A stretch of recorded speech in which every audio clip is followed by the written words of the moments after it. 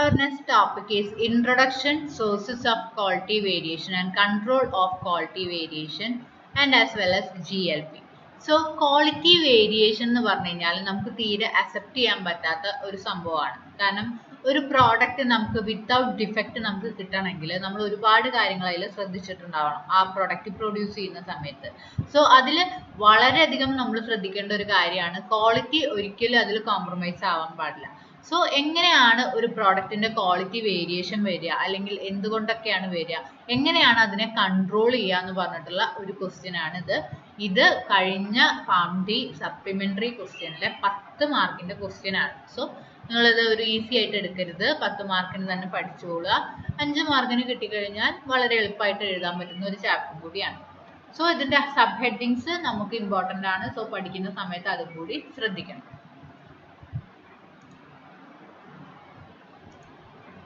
So, what is quality? It is intended as fitness to use, freedom from defects, degree of excellence, customer or buyer satisfaction, compliance with specified or official requirements. അപ്പോൾ എന്താ നമ്മൾ quality എന്ന് പറഞ്ഞു കഴിഞ്ഞാൽ നമുക്ക് നന്നായിട്ട് use ചെയ്യാൻ പറ്റണം അല്ലേ, അല്ലെങ്കിൽ നമ്മൾ എന്താണോ എക്സ്പെക്ട് ചെയ്യുന്നത് അതാണ് ശരിക്കും നമ്മുടെ ക്വാളിറ്റി എന്ന് പറഞ്ഞാൽ. നമുക്ക് ആവശ്യമുള്ളത് എന്താണോ അത് ആ പ്രോഡക്റ്റ് തരുന്നെങ്കിൽ അതിനെയാണ് നമ്മൾ ക്വാളിറ്റി എന്ന് പറയാം. മെയിൻ ആയിട്ട് അതിൽ ഡാമേജ് ഉണ്ടാവാൻ പാടില്ല, എക്സലന്റ് ആയിരിക്കണം, അല്ലെങ്കിൽ ഒരുപാട് കാലം ലൈഫ് ലോങ് ആയിട്ട് നമുക്ക് യൂസ് ചെയ്യാൻ പറ്റുമെങ്കിൽ അതാണ് കുറച്ചും കൂടി നല്ലത്. ആ മേടിക്കുന്ന കസ്റ്റമേഴ്സിന്റെ സാറ്റിസ്ഫാക്ഷൻ എന്ന് പറഞ്ഞു കഴിഞ്ഞാലും ക്വാളിറ്റി തന്നെയാണ്. And compliance with specified or official requirements, അതായത് ഇപ്പോൾ നമ്മളൊരു സ്പ്രേ മേടിക്കുകയാണെങ്കിലും ഒരു പൗഡർ മേടിക്കുകയാണെങ്കിലും ഒരു സോപ്പ് മേടിക്കുകയാണെങ്കിലും ഒക്കെ അതിന്റെ പാരാമീറ്റേഴ്സ് ഡിഫറെൻ്റ് ആണ്. സോ അതിനെയൊക്കെ ഫുൾഫിൽ ചെയ്തിട്ട് അത് കോമ്പൻസേറ്റ് ചെയ്ത് നിൽക്കുന്നതാണ് അതിന്റെ ക്വാളിറ്റി. So, USFDA പ്രകാരം a measure of a product or services ability to satisfy the customer's stated or implied needs. Main ആയിട്ട് കസ്റ്റമേഴ്സിനെ റിലേറ്റ് ചെയ്തിട്ടാണ് USFDA ഗൈഡ് ലൈൻ പറയുന്നത്. ആൻഡ് സ്വിസ് സ്റ്റാൻഡേർഡ് അസോസിയേഷൻ പറയുന്നത് the degree to which the product category is conform to requirement placed upon that product, including reliability, maintainability and safety. Safety, maintenance ഉം reliability ആണ് നമ്മുടെ Swiss standard association അല്ലെങ്കിൽ SSA പറയുന്നത്. So, quality of a pharmaceutical product is measured by its fitness for intended use. നമുക്ക് simple ആയിട്ട് പറയാം. And safety and efficacy are the part of quality and not separable from quality. ഒരു ക്വാളിറ്റിയിൽ എന്ന് പറഞ്ഞു കഴിഞ്ഞാൽ അതിൽ ഒരുമിച്ച് വരുന്നതാണ് നമ്മുടെ സേഫ്റ്റിയും നമ്മുടെ എഫിക്കസിയും. So, quality assurance എന്താണ്? It is a wide ranging concept that covering all matters that individually or collectively influence the quality of a product. It is a totality of the arrangements made with the object of ensuring that the pharmaceutical products are of quality required for their intended use. അതായത് ഇപ്പോൾ cosmetics മാത്രമല്ല, നമ്മൾ pharmaceutical industry എന്ന് പറഞ്ഞു കഴിഞ്ഞാൽ ഒരുപാട് drugs അല്ലെങ്കിൽ നമ്മുടെ ഇക്വിപ്മെന്റ്സ് അല്ലെങ്കിൽ സർജിക്കൽ ആയിട്ടുള്ള മെറ്റീരിയൽസ് അല്ലെങ്കിൽ വെറുതെ ഒരു സൂചി ആണെങ്കിൽ പോലും നമ്മൾ അതിൻ്റെ കറക്റ്റ് ഒരു പറഞ്ഞിരിക്കുന്ന പ്രൊസീജിയറിൽ തന്നെ അത് പ്രൊഡ്യൂസ് ചെയ്തിട്ടില്ലെങ്കിൽ അത് ഹാൻഡിൽ ചെയ്യുന്ന സമയത്ത് അവർക്ക് ഡിഫിക്കൽറ്റി ഉണ്ടാവും. സോ ആ ഒരു ക്വാളിറ്റി അഷ്യൂർ ചെയ്യുക എന്നുള്ളതാണ് as A part of pharmaceutical field നമ്മുടെ ഒരു ലക്ഷ്യം. അത് എന്താണ്, അത് ഒരിക്കലും ക്വാളിറ്റി കോംപ്രമൈസ് ചെയ്തിട്ടായിരിക്കരുത് നമ്മൾ ചെയ്യുക. Assuring the quality of the product manufacturing units prime responsibility ആണ്. അതായത് assuring the quality of the product, ഒരു പ്രോഡക്റ്റിന്റെ ക്വാളിറ്റി അഷ്യൂർ ചെയ്യുക എന്നുള്ളത് ആരാണോ അത് പ്രിപ്പയർ ചെയ്യുന്നത് അല്ലെങ്കിൽ മാനുഫാക്ചർ ചെയ്യുന്നത് അവരുടെ പ്രൈം റെസ്പോൺസിബിലിറ്റി ആണ്. And quality assurance essential from the startup to the finished pharmaceutical. So ഈ മാനുഫാക്ചറിംഗ് യൂണിറ്റ് എന്ത് ചെയ്യും, നമ്മുടെ ആ ഒരു പ്രിമൈസസിൽ ഒരു ക്വാളിറ്റി അഷുറൻസ് ടീമിനെ അവർ അപ്പോയിന്റ് ചെയ്യും. അപ്പൊ അവരുടെ ഡ്യൂട്ടി എന്താന്ന് വെച്ച് കഴിഞ്ഞാൽ ആ മാനുഫാക്ചറിൽ നടക്കുന്ന A to Z കാര്യങ്ങളിനെ ഇൻവിജിലേറ്റ് ചെയ്യുക. എന്തെങ്കിലും ക്വാളിറ്റി കോംപ്രമൈസിങ് കാര്യങ്ങൾ ഉണ്ടെങ്കിൽ അതിനെ ഡിസ്കാർഡ് ചെയ്യുക എന്നുള്ളതാണ് നമ്മുടെ ക്വാളിറ്റി അഷുറൻസ് ടീമിന്റെ ഇത്. So, sources of quality variation. The increase in complexity of modern pharmaceutical manufacture arising from a variety of unique drugs and dosage forms, complex ethical, legal and economic responsibilities that are placed in manufacture of modern pharmaceuticals. നമുക്കറിയാം നമ്മുടെ ഒരു pharmaceutical industry എന്ന് പറഞ്ഞു കഴിഞ്ഞാൽ ഒരുപാട് drugs formulate ചെയ്യുന്നുണ്ട് അല്ലേ. ഇപ്പൊ ഡ്രഗ്സ് മാത്രമല്ല എന്ത് കാര്യങ്ങളാണെങ്കിലും ഭയങ്കര കോംപ്ലിക്കേറ്റഡ് ആയിട്ടുള്ള പ്രൊസീജിയേഴ്സ് ഉണ്ടാവും, വളരെ ഡിഫറെന്റ് ആണ്, ഒന്നും മിക്സ് ആവാൻ പറ്റില്ല. ഒരുപാട് ഡ്രഗ്സ് ഉണ്ടാവും, ഡോസേജ് ഫോംസ് ഉണ്ടാവും, അതുപോലെ തന്നെ ഒരുപാട് അതിൽ ശ്രദ്ധിക്കേണ്ട സ്റ്റോറേജ് കണ്ടീഷൻസ്, അതിൽ ആഡ് ചെയ്യേണ്ട കുറെ കാര്യങ്ങൾ, അതൊക്കെ നമ്മൾ ശ്രദ്ധിക്കേണ്ടി വരും. The personnel should be aware of all these factors involved in the development, manufacture, control and marketing of quality products. അതുകൊണ്ട് തന്നെ നമ്മൾ ഒരു പ്രിമൈസിൽ വർക്ക് ചെയ്യുന്ന സമയത്ത് നമ്മൾ അതിന്റെ A to Z മനസ്സിലാക്കണം. അതായത് മാനുഫാക്ചർ ആണെങ്കിലും കൺട്രോൾ ആണെങ്കിലും മാർക്കറ്റിംഗ് ആണെങ്കിലും എല്ലാത്തിലും ഈ ക്വാളിറ്റി മെയിൻറ്റെയിൻ ആവണം എന്നുള്ളത് അത് അതിനുമായിട്ട് ബന്ധപ്പെട്ട ആൾക്കാരുടെ മനസ്സിൽ ഉണ്ടാവണം. എന്നാൽ മാത്രമാണ് അവർക്ക് അതൊരു ടീമായിട്ട് വർക്ക് ചെയ്യാൻ പറ്റുള്ളൂ. സോ എന്താണ് സോഴ്സസ് ഓഫ് ക്വാളിറ്റി വേരിയേഷൻസ് വരാനുള്ള കാരണം? മെയിൻ ആയിട്ട് റോ മെറ്റീരിയൽസ് ആണ്. And in process variation and packaging material, labelling, finished product and manual error. എന്താണ് റോ മെറ്റീരിയൽസ്? നമ്മളൊരു പ്രോഡക്റ്റ് പ്രൊഡ്യൂസ് ചെയ്യുന്ന സമയത്ത് നമ്മൾ എന്തൊക്കെയാണോ നമ്മൾ എടുക്കുക അല്ലെ, നമ്മൾ അത് പ്രിപ്പയർ ചെയ്യാൻ വേണ്ടിയിട്ട് നമ്മൾ എടുക്കുന്ന മെറ്റീരിയൽസിനെയാണ് നമ്മൾ റോ മെറ്റീരിയൽസ് എന്ന് പറയാം. അപ്പൊ നമ്മൾ വളരെ നല്ല ഹൈ ക്വാളിറ്റി റോ മെറ്റീരിയൽസ് എടുത്തു കഴിഞ്ഞാൽ ഓട്ടോമാറ്റിക് ആയിട്ട് നമ്മുടെ പ്രോഡക്റ്റിന് ഹൈ ക്വാളിറ്റി ഉണ്ടാവും. പക്ഷെ നമ്മൾ വളരെ ലോക്കലായിട്ട് നമ്മൾ പൈസയുടെ ലാഭത്തിന് വേണ്ടിയിട്ട് നമ്മൾ ലോക്കലി പർച്ചേസ് ചെയ്യുകയാണെങ്കിൽ നമ്മുടെ റോ മെറ്റീരിയൽസിന്റെ ക്വാളിറ്റി എന്താണ്? ബിലോ സ്റ്റാൻഡേർഡ് ആയിരിക്കും. അതെന്താണ്? ഒരിക്കലും ക്വാളിറ്റിയോ സേഫ്റ്റിയോ എഫിക്കസിയോ നമുക്ക് തരില്ല. ആൻഡ് ഇൻ പ്രോസസ് വേരിയേഷൻസ്, ഇനി നമ്മൾ പ്രോസസ്സ് ചെയ്യുന്ന സമയത്ത് വേരിയേഷൻസ് വരാം. നമ്മുടെ ആ ഒരു പ്രിപ്പയറിംഗ് സ്റ്റൈൽ ഉണ്ടാവും, അല്ലെങ്കിൽ നമ്മൾ ആഡ് ചെയ്യുന്ന ക്വാണ്ടിറ്റിയുടെ വേരിയേഷൻ ഉണ്ടാവും. അപ്പൊ അതൊന്നും വേണമെങ്കിൽ എന്താണ് ക്വാളിറ്റിയിൽ കോംപ്രമൈസ് സംഭവിക്കാം. അപ്പൊ അത് നമ്മൾ എന്ത് ചെയ്യണം? നന്നായിട്ട് ശ്രദ്ധിച്ചിട്ട് വളരെ കെയർഫുൾ ആയിട്ട് നമ്മൾ ചെയ്യണം. And next one is packaging material. അതായത് നമ്മൾ പ്രൊഡ്യൂസ് ചെയ്തിട്ടുള്ള പ്രോഡക്റ്റിന്റെ ഒരു സ്പെസിഫിക്കേഷൻസ് ഉണ്ടാവും. അതിപ്പോൾ ഇന്ന ടെമ്പറേച്ചറിലാണ് പാക്ക് ചെയ്യേണ്ടത്, അല്ലെങ്കിൽ ഇതുപോലെ പാക്ക് ചെയ്യണം. ഇപ്പോൾ അലുമിനിയം ഫോയിലാണ് പാക്ക് ചെയ്യണമെങ്കിൽ അങ്ങനെ വേണം. ഡാർക്ക് കളർ ആംബർ കളർ ബോട്ടിലാണ് പാക്ക് ചെയ്യണമെങ്കിൽ അങ്ങനെ വേണം. വെറുതെ ഒരു ഗ്ലാസ്സിൽ പൗഡർ സോളിഡ് ഡ്രഗ് പൗഡർ മാത്രം ഫില്ല് ചെയ്യുകയാണെങ്കിൽ അങ്ങനെ വേണം. സോ സ്യൂട്ടബിൾ പാക്കേജിംഗ് മെറ്റീരിയൽ തന്നെ നമ്മൾ സെലക്ട് ചെയ്ത് കൊടുക്കണം. അല്ലെങ്കിലും എന്താണ് കണ്ടാമിനേഷൻ വന്നിട്ട് ക്വാളിറ്റിയിൽ ഡിക്രീസ് വരാം. Next one is proper labelling. അതായത് നമ്മൾ മാനുഫാക്ചർ ചെയ്ത് പാക്ക് ചെയ്താൽ മാത്രം പോരാ, കറക്റ്റ് ആയിട്ട് അതിൽ ലേബൽ ചെയ്തിരിക്കണം. കാരണം സ്റ്റോറേജ് കണ്ടീഷൻസ് ഒക്കെ നമ്മൾ ഫോളോ ചെയ്യാത്തത് കൊണ്ട് മാത്രം അത് പ്രോഡക്റ്റ് ഡാമേജ് ആയി പോവാറുണ്ട്. So labelling should be essential. അതും കാണുന്ന ആൾക്കാർക്ക് വളരെ വ്യക്തതയോടുകൂടി മനസ്സിലാക്കാൻ പറ്റുന്ന രീതിയിലുള്ള ലേബലിംഗ് കൂടി അവിടെ വേണം. Next one is finished product. അതായത് ഫിനിഷ്ഡ് പ്രോഡക്റ്റ് നമ്മൾ എപ്പോഴും നന്നായിട്ട് അടുക്കി വെക്കണം അല്ലെ. അതൊരു ഡേറ്റ്, എക്സ്പയറി ഡേറ്റ് ഉണ്ടാവും. ആ ഡേറ്റിനനുസരിച്ചിട്ട് നമ്മൾ അടുക്കി വെച്ചാൽ മാത്രമാണ് നമുക്ക് ഫസ്റ്റ് എക്സ്പയർ ആവുന്ന ഡ്രഗ്സിനെ ആദ്യം തന്നെ മാർക്കറ്റിലേക്ക് എത്തിക്കാൻ പറ്റുള്ളൂ. അപ്പോൾ ആ ഫിനിഷ്ഡ് പ്രോഡക്റ്റ് ആയിട്ട് നമ്മൾ കീപ്പ് ചെയ്യുന്നതിൽ നമ്മൾ ഒരുപാട് കാര്യങ്ങൾ ശ്രദ്ധിക്കാറുണ്ട്. Next one is manual error. നമ്മൾ ഹ്യൂമൻസ് ആയതുകൊണ്ട് മാനുവൽ എറർ അവിടെ വളരെ കോമൺ ആണ്. പക്ഷെ നമ്മൾ ടെക്നിക്കൽ സ്കില്ല് വെച്ചിട്ടുള്ള ആൾക്കാരെ വെച്ചിട്ടാണ് ചെയ്യുക എങ്കിൽ പോലും മാനുവൽ എറേഴ്സ് വരാറുണ്ട്. സോ മാനുവൽ എറേഴ്സ് വളരെ കുറച്ചാൽ മാത്രമാണ് ക്വാളിറ്റി വേരിയേഷൻസ് വരുള്ളൂ. So what is the source of variation? രണ്ടായിട്ട് നമുക്ക് തരംതിരിക്കാം. ദാറ്റ് ഈസ് അസൈനബിൾ കോസസും ഉണ്ട്, കോമൺ കോസസും ഉണ്ട്. നമുക്ക് കാരണം പറയാവുന്നതും ഉണ്ട്, ഇനി കാരണം പറയാതെ നാച്ചുറൽ ആയിട്ട് സംഭവിക്കുന്ന കുറച്ച് കാര്യങ്ങളും ഉണ്ട്. So common or random causes, these types of differences are completely normal. No two products are exactly alike because of slight differences in material, workers, machines, tools and other factors.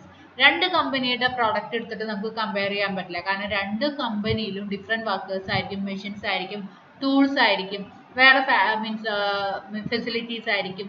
So അവരുടെ product നമ്മൾ compare ചെയ്യുന്ന സമയത്ത് അതിന് quality കുറവ് കൂടുതൽ അങ്ങനെ നമുക്ക് പറയാൻ പറ്റില്ല. കാരണം രണ്ടും യുണീക്ക് ആയിരിക്കും. So common causes of variation are based on random causes that we cannot identify. അതുകൊണ്ട് തന്നെ സാധാരണ രീതിയിൽ എന്തുകൊണ്ടാണ് വേരിയേഷൻസ് വരുന്നത് നമുക്ക് ചിലപ്പോൾ പറയാൻ പറ്റില്ല.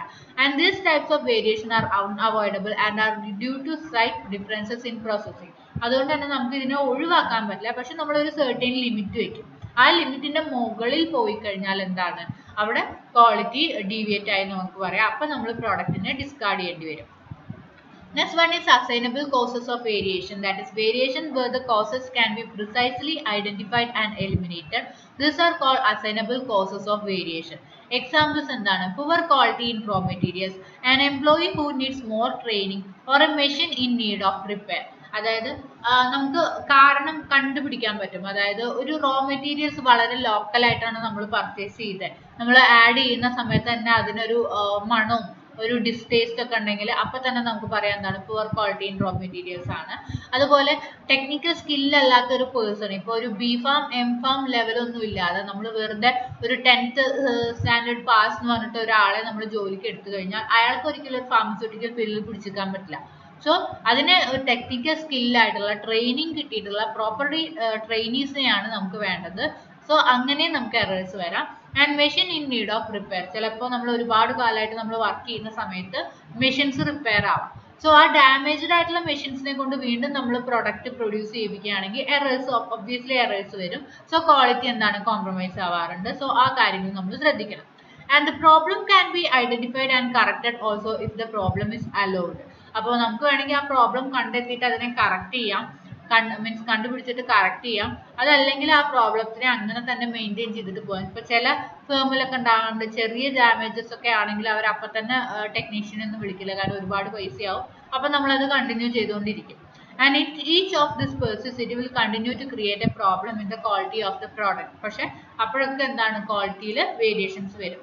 So how we can control of quality variation means it refers to the process of striving to produce a perfect product, requires a series of measures, prevent or eliminate errors at every stage in the production. അതായത് ഇതിനെ check ചെയ്യുക അല്ലെങ്കിൽ analyse ചെയ്യുക, അതിന്റെ എറേഴ്സിനെ കണ്ടുപിടിക്കുക, എന്നിട്ട് അതിനെ മാറ്റുക എന്നല്ലാതെ ക്വാളിറ്റി വേരിയേഷനെ കൺട്രോൾ ചെയ്യാൻ നമ്മുടെ കയ്യിൽ വേറെ മെത്തേഡ്സ് ഒന്നുമില്ല. സിംഗിൾ സ്റ്റെപ്പ് ആണെങ്കിലും അല്ലെങ്കിൽ മൾട്ടിപ്പിൾ സ്റ്റെപ്പ് ആണെങ്കിലും each step we should be monitored and it should be corrected. എന്തെങ്കിലും എറേഴ്സ് ഉണ്ടെങ്കിൽ, അതായത് ക്വാളിറ്റി വേരിയേഷൻ നമ്മൾ ഒരു പ്രഡിക്റ്റബിൾ ക്വാളിറ്റി വേരിയേഷൻ എല്ലായിടത്തും പോസിബിൾ ആണ്. അതാണ് പറഞ്ഞാൽ കോമൺലി കോസ്ഡ് എറേഴ്സ് ഉണ്ടാവും. സോ അതൊരു ലിമിറ്റിന്റെ മുകളിലാണെങ്കിലാണ് നമ്മൾ എല്ലാത്തിനെയും കറക്റ്റ് ചെയ്യുക. So it can be done by raw material control, in-process items control, packaging materials control, label control, finished product control. So obviously ഒരു വലിയൊരു മാനുഫാക്ചറിങ് യൂണിറ്റ് ആണെങ്കിൽ ഇങ്ങനെ raw material control unit, in-process items control unit, അവരെയൊക്കെ നോക്കാൻ വേണ്ടിയിട്ട് ഒരു chairman, അതിനൊരു supervision ഉള്ള ഒരു ഡെസ്ക്, അങ്ങനെ കുറെ ക്വാളിഫൈഡ് ആയിട്ടുള്ള പേഴ്സൺസിനെ നമ്മൾ അപ്പോയിന്റ് ചെയ്യും. അപ്പോൾ അവരെന്ത് ചെയ്യും, അവിടെ നടക്കുന്ന കാര്യങ്ങളൊക്കെ നോക്കിയിട്ട് അവർ റിപ്പോർട്ട് ചെയ്യും. സോ എന്തെങ്കിലും എറേഴ്സ് വന്നു കഴിഞ്ഞാൽ നമുക്ക് ആക്ഷൻ എടുക്കാൻ പറ്റും. സോ മെറ്റീരിയൽ ക്വാളിഫിക്കേഷൻ ചെയ്യണം, പ്രോസസ് ക്വാളിഫിക്കേഷൻ ചെയ്യണം, പ്രോഡക്റ്റ് ക്വാളിഫിക്കേഷൻ ചെയ്യണം, specification and test for active ingredients, excipients, product itself, stability procedures, freedom from microbial contamination, storage and labelling and containers, provision for cross separating. ഈ ഇത്രയും കാര്യങ്ങളൊക്കെ നമ്മൾ check ചെയ്താലാണ് നമ്മൾ control ചെയ്യാൻ പറ്റുള്ളൂ. സോ റോ മെറ്റീരിയലിന്റെ കൺട്രോൾ എന്തായിരിക്കും? Raw material specification must be complete, provide specific details of the test method. അതായത് റോ മെറ്റീരിയൽസിനെ പർച്ചേസ് ചെയ്യുമ്പോൾ നമ്മൾ അതിനെയും ടെസ്റ്റ് ചെയ്യണം. എന്നിട്ട് നമ്മൾ അതിൽ എന്തെങ്കിലും എറേഴ്സ് ഉണ്ടെങ്കിൽ പുതിയ റോ മെറ്റീരിയൽസിനെ നമ്മൾ എടുക്കേണ്ടി വരും. And in process items control, identify critical steps in manufacturing process, controlling them within defined limits. GMP emphasizes on good environmental conditions. ഇനി പ്രോസസ്സിൽ നമ്മൾ ഇതുപോലെ ക്വാളിറ്റി അഷ്യൂർ ചെയ്യണം. And quality assurance before startup ഉണ്ട്, ക്വാളിറ്റി അഷുറൻസ് ഡ്യൂറിങ് പ്രോസസ് ഉണ്ട്. And packaging materials control ഉണ്ട്, that is container closure system. നമ്മൾ ഒരു അതായത് ക്വാളിറ്റി വേരിയേഷൻസ് നമ്മൾ ചെയ്യുന്ന സമയത്ത് ക്വാളിറ്റി അഷുറൻസ്, നമ്മൾ ഒരു പ്രോഡക്റ്റ് പ്രൊഡ്യൂസ് ചെയ്യുന്നതിന് മുമ്പും നമുക്ക് ക്വാളിറ്റി അഷുർ ചെയ്യാൻ വേണ്ടിയിട്ടുള്ള ഒരു കാര്യങ്ങളൊക്കെ നമുക്ക് അറ്റൻഡ് ചെയ്യാം. അതുപോലെ പ്രോസസ്സ് ചെയ്തുകൊണ്ടിരിക്കുമ്പോഴും നമുക്ക് ക്വാളിറ്റി അഷുർ ചെയ്യാനുള്ള ഡിസൈഡ് സ്റ്റെപ്സ് എടുക്കാൻ പറ്റും. അതുപോലെ പാക്കേജിംഗ് മെറ്റീരിയൽസ് കൺട്രോൾ ഉണ്ട്, അതായത് പാക്കേജിംഗ് മെറ്റീരിയൽ നമ്മൾ container closure system, properties of container, tightness, moisture ഉണ്ടോ, ടോക്സിസിറ്റി ഉണ്ടോ, അങ്ങനത്തെ കാര്യങ്ങളൊക്കെ നമ്മൾ ചെക്ക് ചെയ്യേണ്ടി വരും. അതൊക്കെ നമ്മൾ വായിച്ചു കഴിഞ്ഞാൽ മനസ്സിലാവും. പിന്നെ ലേബൽ ചെയ്യുന്ന സമയത്ത് നമ്മൾ ഫസ്റ്റ് ഇയറിൽ പഠിച്ച പോലെ ലേബൽസ് എങ്ങനെയാണ് ചെയ്യുക, പ്രോപ്പറായിട്ട് ചെയ്യുക. സോ അതിൻ്റെ ഒരു കാര്യങ്ങളൊക്കെ അതിൽ വേണം. പാക്കേജ് ചെയ്യുമ്പോൾ എന്തൊക്കെ ശ്രദ്ധിക്കണം. ഫിനിഷ്ഡ് പ്രോഡക്റ്റ് ആണെങ്കിലും ഫൈനൽ ടെസ്റ്റിംഗ് ചെയ്തിട്ട് വേണം നമ്മൾ ഫിനിഷ്ഡ് പ്രോഡക്റ്റിനെ കീപ്പ് ചെയ്യാൻ. അതുപോലെ അതിൻ്റെ പാരാമീറ്റേഴ്സ് ഒക്കെ കറക്റ്റ് ആണോ നോക്കണം. ബൾക്ക് പ്രോഡക്റ്റ് ടെസ്റ്റിംഗ് ഉണ്ട്, ഒരുപാട് ഉണ്ടെങ്കിൽ നമുക്ക് എപ്പോഴും ടെസ്റ്റ് ചെയ്യാൻ പറ്റില്ല. അപ്പോൾ ഒരു ബാച്ച് ആയിട്ട് വേണമെങ്കിൽ നമുക്ക് ടെസ്റ്റ് ചെയ്യാം, അല്ലെങ്കിൽ ഒരു സിംഗിൾ ആയിട്ട് നമുക്ക് ടെസ്റ്റ് ചെയ്യാം. സോ അത്രയും കാര്യങ്ങളാണ് ക്വാളിറ്റി വേരിയേഷനിൽ വരുന്നത്. And next one is GLP, that is good laboratory practice. So GLP നമ്മൾ ലാബിൽ നമ്മൾ എന്തൊക്കെ കാര്യങ്ങൾ ശ്രദ്ധിക്കണം, അല്ലെങ്കിൽ എന്തൊക്കെ കാര്യങ്ങൾ ഫോളോ ചെയ്യണം, ക്വാളിറ്റി മെയിൻറ്റെയിൻ ചെയ്യുക എന്നുള്ളതാണ് നമ്മൾ GLP കൊണ്ട് ഉദ്ദേശിക്കുന്നത്. So GLP is an FDA regulation, and GLP embodies a set of principles that provides a framework with which laboratory studies and planned, perform, monitored, report and achieved. It is sometimes confused with the standards of laboratory safety like wearing safety goggles. പക്ഷെ നമ്മുടെയൊക്കെ വിചാരം ലാബിൽ നിൽക്കുന്ന സമയത്ത് നമ്മൾ കണ്ണട വെക്കണം, lab coat ഇടണം, അങ്ങനെയുള്ള ഒരു കാര്യമാണ് GLP. നമ്മൾ തെറ്റിദ്ധരിക്കാറുണ്ട്. പക്ഷെ actually it is A FDA rule ആണ്. നമ്മൾ എന്തൊക്കെ കാര്യങ്ങൾ ചെയ്യണം, ചെയ്യാൻ പാടില്ല, എങ്ങനെയൊക്കെ ചെയ്യണം എന്നുള്ളതൊക്കെ കറക്റ്റ് ആയിട്ട് 10 പ്രിൻസിപ്പിൾസ് ആണ് അവർ പറയുന്നത്. അത് കംപ്ലീറ്റ് ആയിട്ട് ഫോളോ ചെയ്യുക എന്നുള്ളതാണ് നമ്മുടെ duty. So, good laboratory practice is a quality system concerned with the organizational process and the conditions under which a study is planned, performed, monitored, recorded, achieved, and reported. What is the history of GLP? GLP is a formal regulation that was created by FDA in 1978. Although GLP originated in the United States, it had a worldwide impact. അതായത് originate ചെയ്തത് US-ലാണെങ്കിലും ഇപ്പൊ അതിന് world wide impact ഉണ്ട്. എല്ലാ ഇൻഡസ്ട്രീസിലും അല്ലെങ്കിൽ ഒരു manufacturing യൂണിറ്റിലും ലാബുകളിലും GLP follow ചെയ്തിരിക്കണം എന്ന റൂൾസ് ആണ്. So non-US companies that wanted to do business with the United States or register their pharmacies in the United States had to comply with the United States GLP regulations. അതുകൊണ്ട് തന്നെ ഇപ്പൊ US-ക്ക് നമുക്കൊരു സാധനം market ചെയ്യണമെങ്കിൽ നമ്മൾ GLP protocol follow ചെയ്തേ പറ്റുള്ളൂ. And they eventually started making GLP regulations in their home countries. And 1981, an organization named OECD produced GLP principles that are international standard. Why was GLP created? അതായത് GLP create ചെയ്യാനുള്ളത് ഒരു വളരെയധികം ഒരു process ആയിരുന്നു. കാരണം നമുക്കറിയാം പണ്ടൊക്കെ നമ്മൾ സ്കില്ലില്ലാത്ത പേഴ്സൺസ്, അതായത് ഫാർമസ്യൂട്ടിക്കൽ നോളജ് ഇല്ലാത്ത പേഴ്സൺസ് ആണ് ഫാർമസ്യൂട്ടിക്കൽ ഡ്രഗ് ഡിസ്പെൻസ് ചെയ്തിരുന്നത്. അതുകൊണ്ട് തന്നെ മാനുഫാക്ചറിങ്ങും അതിൻ്റെ മാർക്കറ്റിങ്ങും ആയിട്ടുള്ള കാര്യങ്ങളും ഒക്കെ അവർ വെറുതെ വളരെ ഒരു ഈസി മെത്തേഡ് പോലെയാണ് ചെയ്തിരുന്നത്. പക്ഷെ നമ്മൾ ശരിക്കും എന്താണ്, ഇതൊരു ഡ്രഗ്സ് ആണ് അല്ലേ? ഈ ഡ്രഗ്സിന് ശരിക്കും ആളെ കൊല്ലാനും പറ്റും, ആളെ സേവ് ചെയ്യാനും പറ്റും. സോ അതിന്റെ പ്രോപ്പർ ആയിട്ടുള്ള യൂസേജ് അല്ലെങ്കിൽ ആ ഡ്രഗ്സിന് എന്തെങ്കിലും എറേഴ്സ് ഉണ്ടെങ്കിൽ അതൊരു ഹ്യൂമൻ ലൈഫിനെയാണ് ഇൻഫ്ലുവൻസ് ചെയ്യുക. സോ അതിന് ഒരു മീൻസ് ഒരു മാൾ പ്രാക്ടീസസ് വരരുത്, അല്ലെങ്കിൽ അതിന്റെ ഒരു സേഫ്റ്റിക്ക് ഒരു പ്രോബ്ലം വരരുത് എന്ന് വെച്ചിട്ടാണ് GLP ഇൻട്രൊഡ്യൂസ് ചെയ്തത്. സോ അതിന്റെ കണ്ടീഷൻ എന്തായിരുന്നു എന്ന് വെച്ചാൽ, in the early 70s FDA became aware of cases of poor laboratory practice all over the United States, and FDA decided to do an depth investigation on 40 toxicology labs.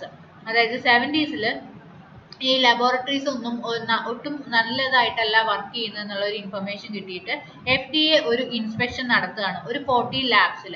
They discovered a lot of fraudulent activities and a lot of poor lab practices. Examples of some of these poor lab practices found were equipment not being calibrated to standard form, therefore giving wrong measurements, incorrect, inaccurate accounts of the actual lab study, inadequate test systems.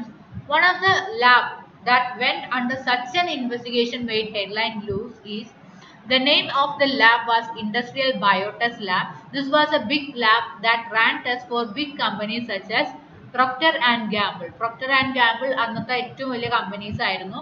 അവരുടെ sampling ഒക്കെ ചെയ്തിട്ടുള്ള ഒരു lab ഉണ്ടായിരുന്നു, that is industrial biotest lab. ആ ലാബിൽ എന്താണ് കണ്ടതെന്ന് വെച്ചാൽ, it was discovered that mice that they had to use for test cosmetics such as lotion, deodorants and developed cancer and died. അതായത് അവർ മാർക്കറ്റ് ചെയ്തിരുന്ന അവരുടെ കോസ്മെറ്റിക്സും ലോഷൻസും യൂസ് ചെയ്തിട്ട്, അതായത് എക്സ്പെരിമെന്റ് ചെയ്തിട്ടുള്ള ഒരു മൈസ് ക്യാൻസർ വന്നിട്ട് ഡെത്തായി. അങ്ങനെ ഒരുപാട് മൈസ് അവിടെ ഡെത്തായിട്ട് പോലും ആ ഒരു പ്രോഡക്റ്റിനെ ബാൻ ചെയ്യാനോ അല്ലെങ്കിൽ അവോയ്ഡ് ചെയ്യാനോ അവർ ശ്രമിക്കാതെ അത് ഓക്കെ ആണ്, പെർഫെക്റ്റ് ഫോർ ഹ്യൂമൻ യൂസ് എന്ന് പറഞ്ഞിട്ട് അവർ സർട്ടിഫൈ ചെയ്തിട്ട് അത് മാക്സിമം മാർക്കറ്റിൽ എത്തിച്ചു. സോ ഈ ഒരു കേസ് വന്നതോടുകൂടിയാണ് നമ്മൾ GLP കുറച്ചും കൂടെ സ്ട്രിക്റ്റ് ആയിട്ട് നമ്മൾ കൊണ്ടുവന്നത്. So GLP makes sure that the data submitted are a true reflection of the results that are obtained during the study. And GLP also makes sure that the data is traceable and promotes international acceptance of tests. അതായത് ഇതിന്റെ objectives എന്താണ്? Main ആയിട്ട് quality maintain ചെയ്യുക. Missions എന്താണ്? Test systems, achieving of records and materials, apparatus, material and reagent facilities, quality assurance programs, performance of the study, reporting of studied results, standardizing operating procedures, and personnel and test facility organization. So why GLP? Development of quality test data, mutual acceptances of data, avoid duplication of data, avoid technical barriers to trade, protection of human health and the environment. ഇപ്പോൾ GLP ഇല്ലെങ്കിൽ നമുക്ക് ഇതൊന്നും ഒരു documents ഉണ്ടാവില്ല. അപ്പോൾ ഏത് പ്രൊമൈസസിന് വേണമെങ്കിൽ എന്ത് രീതിയിൽ നമുക്ക് ചെയ്യാൻ പറ്റും. സോ അതിന് സ്കോപ്പ് എന്താ വരുന്നത്? Non clinical safety testing of test items contained in pharmaceutical product, pesticide product, cosmetic products, veterinary drugs, food and feed additives, industrial chemicals, ഏതാണെങ്കിലും GLP പ്രോട്ടോകോളിന്റെ അടിയിൽ വരാൻ തുടങ്ങി. സോ നമ്മൾ എന്താണ് കുറച്ചും കൂടി ശ്രദ്ധിക്കും അല്ലെ. നമ്മൾ ഒരാളെ ഒബ്സർവ് ചെയ്യാനുണ്ടെങ്കിൽ അല്ലെങ്കിൽ കള്ളന്മാരെ പേടിക്കുക, പോലീസുകാരെയാണ് പേടിക്കുക. സോ ഒബ്സർവ് ചെയ്യുന്നു കണ്ടു കഴിഞ്ഞാൽ കുറെ പേരൊക്കെ എന്താണ് നന്നായിട്ട് നടക്കും.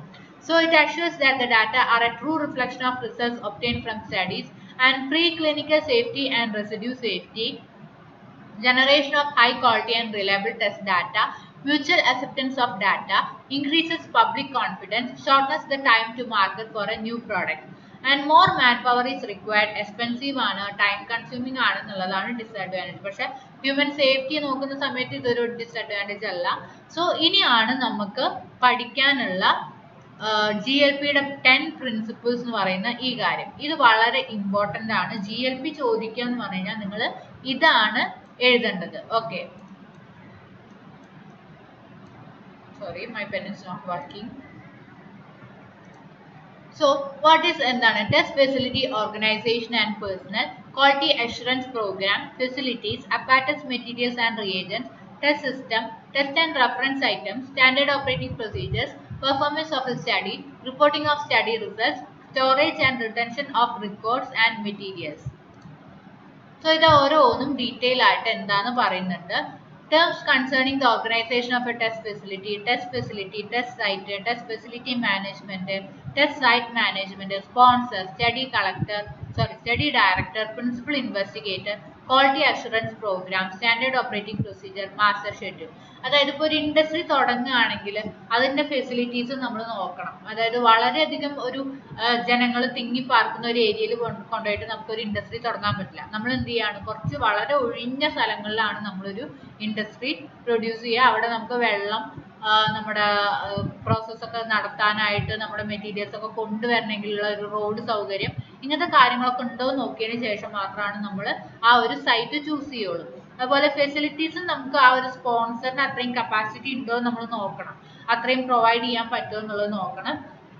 അതിനൊരു മാനേജ്മെന്റ് വേണം. ടെസ്റ്റ് ഫെസിലിറ്റി മാനേജ്മെന്റും ഉണ്ടാവും, ടെസ്റ്റ് സൈറ്റ് മാനേജ്മെന്റും ഉണ്ടാവും. പിന്നെ നമ്മൾ പറഞ്ഞ പോലെ സ്പോൺസർ ഉണ്ട്. അതുപോലെ എല്ലാത്തിനെയും ഒന്ന് ഓർഗനൈസ് ചെയ്യാൻ വേണ്ടി അല്ലെങ്കിൽ കോർഡിനേറ്റ് ചെയ്യാൻ വേണ്ടി, മോണിറ്റർ ചെയ്യാൻ വേണ്ടിയിട്ട് നമുക്ക് ഒരാൾ വേണം, ദാറ്റ് ഇസ് സ്റ്റഡി ഡയറക്ടർ. പിന്നെ പ്രിൻസിപ്പൽ ഇൻവെസ്റ്റിഗേറ്റർ ഉണ്ട്. അതായത് ഇതൊക്കെ പറഞ്ഞാലും നമുക്ക് ഡയറക്റ്റ് കോൺടാക്ട് വരുന്ന പ്രിൻസിപ്പൽ ഇൻവെസ്റ്റിഗേറ്റർ ആയിരിക്കും. എല്ലാ സ്റ്റെപ്പും നമ്മൾ മോണിറ്റർ ചെയ്യുന്നത് നമ്മുടെ പ്രിൻസിപ്പൽ ഇൻവെസ്റ്റിഗേറ്റർ ആണ്. പിന്നെ ക്വാളിറ്റി അഷുറൻസ് പ്രോഗ്രാം ഉണ്ട്. ഇപ്പോൾ നമുക്ക് നമ്മുടെ കോളേജിൽ വിഷൻ ഉള്ള പോലെ എല്ലാ പ്രൊമൈസസിനും ഒരു ക്വാളിറ്റി അഷുറൻസ് പ്രോഗ്രാം ഉണ്ടായിരിക്കും. ആൻഡ് സ്റ്റാൻഡേർഡ് ഓപ്പറേറ്റിംഗ് പ്രൊസീജിയേഴ്സ് അവിടെ ഫോളോ ചെയ്യണം. പിന്നെ മാസ്റ്റർ ഷെഡ്യൂൾ ഉണ്ട്. നമുക്ക് ഒരു കറക്റ്റ് സ്ട്രിക്ട്ലി ടൈം ടേബിൾ ഉണ്ടാവും, അതനുസരിച്ചിട്ടാണ് ചെയ്യുക. Terms concerning the study, non-clinical health and environmental safety study, short-term study, study plan amendment, study plan deviation, test system, raw data, specimen, experimental starting data, experimental completion data, study initiation date, study completion date. ഇനി ഒരു study എന്ന് പറഞ്ഞു കഴിഞ്ഞാൽ അതിൽ ഇത്രയും കാര്യങ്ങൾ ഉണ്ടെങ്കിലാണ് അത് effective ആവുള്ളൂ. So test item, the article that is subject of a study, and reference item ഉണ്ടാവും, batch ഉണ്ടാവും, ഒരു വെഹിക്കിൾ ഉണ്ടാവും. So test facility organization and personnel, test facility management responsibilities എന്താണ്, റെസ്പോൺസിബിലിറ്റി, ഇതൊക്കെ നമുക്ക് ജസ്റ്റ് വായിച്ചാൽ മനസ്സിലാവുന്നേ ഉള്ളൂ. ഇതൊക്കെ ഇനി നിങ്ങൾ വായിച്ചാൽ മതി. സോ ഇത് മനസ്സിലാക്കാൻ വളരെ എളുപ്പമാണ്. സോ ക്വാളിറ്റി അഷുറൻസ് പ്രോഗ്രാം ഉണ്ട്, റെസ്പോൺസിബിലിറ്റീസ് ഉണ്ട്, ഫെസിലിറ്റീസ് ഉണ്ട്, ആൻഡ് അപ്പാരറ്റസ് മെറ്റീരിയൽസ് റിയേജൻസ് എങ്ങനെയാണ് യൂസ് ചെയ്യുക, ടെസ്റ്റ് സിസ്റ്റത്തിന് എങ്ങനെയാണ് യൂസ് ചെയ്യുക, ടെസ്റ്റ് ആൻഡ് റെഫറൻസ് ഐറ്റം നമ്മളെപ്പോഴും ഒരു കമ്പാരിസൺ നടത്തണം അല്ലേ. നമ്മൾ സ്റ്റാൻഡേർഡ് ആസ് വെൽ ആസ് ഇതൊക്കെ ആയിട്ട് നമ്മൾ ചെയ്യാറുണ്ട്. And standard operating procedure follow ചെയ്താൽ മാത്രമാണ് നമുക്ക് കറക്റ്റ് ആയിട്ടുള്ള റിസൾട്ട് കിട്ടുകയുള്ളൂ. And performance of the study, നമ്മൾ ഓരോന്നും ഓരോ വട്ടം നമ്മൾ മോണിറ്റർ ചെയ്യും. And reporting of study results കിട്ടിയിട്ട് നമ്മൾ സൈൻ ചെയ്ത് മേടിച്ചു കഴിഞ്ഞാലാണ് അത് കറക്റ്റ് ആവുള്ളൂ. എന്നിട്ട് എന്ത് ചെയ്യണം, ഈ ഒരു പ്രോസസ്സ് അല്ലെങ്കിൽ ഇതൊക്കെ ചെയ്തിട്ട് ആ ഒരു ഡാറ്റാസ് നമ്മളൊരു മിനിമം ഒരു 5 ഇയർ എങ്കിലും നമ്മൾ റെക്കോർഡ് ചെയ്ത് വെക്കണം. എന്നാലാണ് ഫ്യൂച്ചർ ആയിട്ട് വരുന്ന ആൾക്കാർക്കൊക്കെ അതൊന്ന് ചെക്ക് ചെയ്യാൻ പറ്റുള്ളൂ. അപ്പോൾ ഇത്രയും കാര്യങ്ങളാണ് ക്വാളിറ്റി വേരിയേഷൻ ആസ് GLP പറയുന്നത്. അപ്പോൾ നന്നായിട്ട് പഠിക്കുക.